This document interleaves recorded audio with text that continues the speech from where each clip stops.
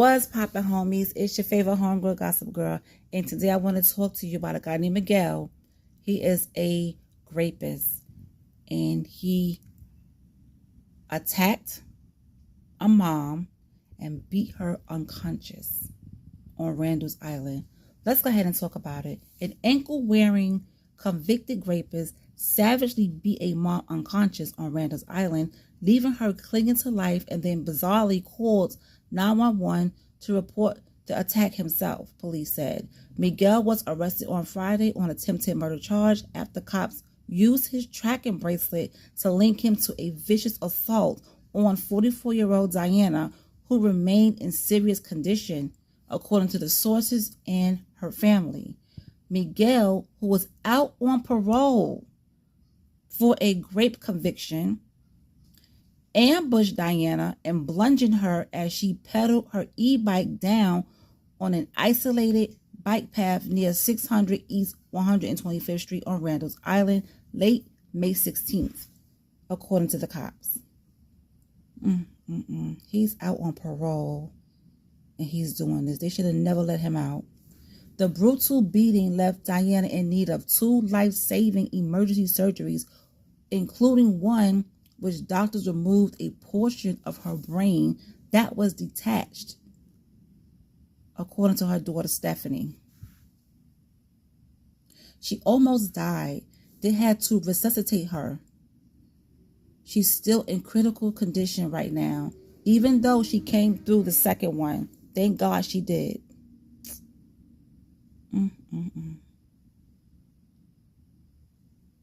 The attack prompted a week-long NYPD investigation that zeroed in on Miguel, the 911 caller who initially directed authorities to the bloody, unresponsive Diana roughly 6 hours after the senseless attack.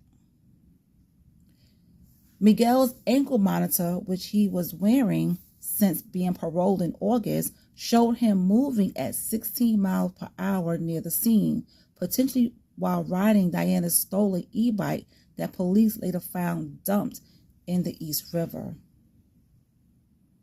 The monitor then showed Jiraud, well, his last name is Jiraud, but his name is Miguel, go back to Diana, where he called 911 according to the sources.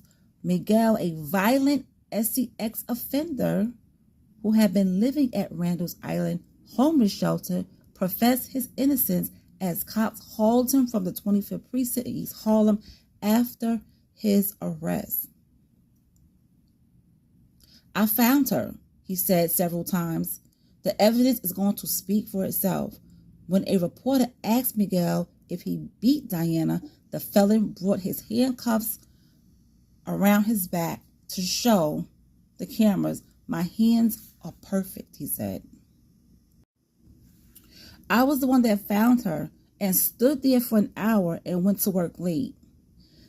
Diana suffered facial fractures, including a cracked skull and a broken nose, and what NYPD Chief of Detectives Joseph Kinney called one of the worst beatings he's ever seen.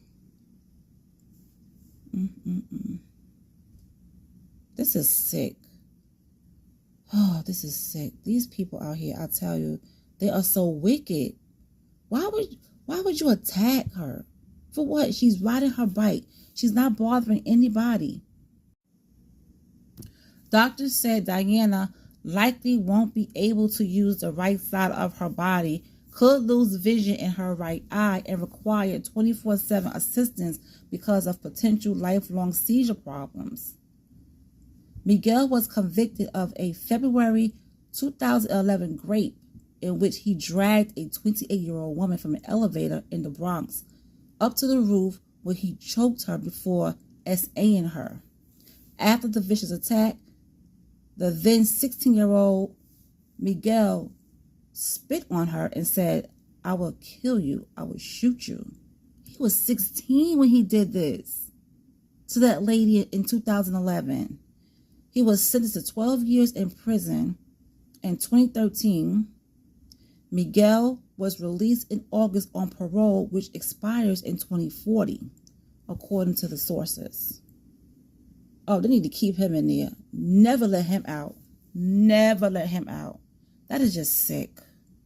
That's sick. I send my prayers to Diana's family because they're going to need it. Please, if you're listening, send your prayers and your thoughts to her family because I can't. I just, People are so wicked, man. People are so wicked. And you got to be careful out here. You know what I'm saying? She probably was just riding her bike, didn't think anything of it. And here he comes attacking her. And almost unalived her. So now she's got a lot of health issues because of him. Oh, man.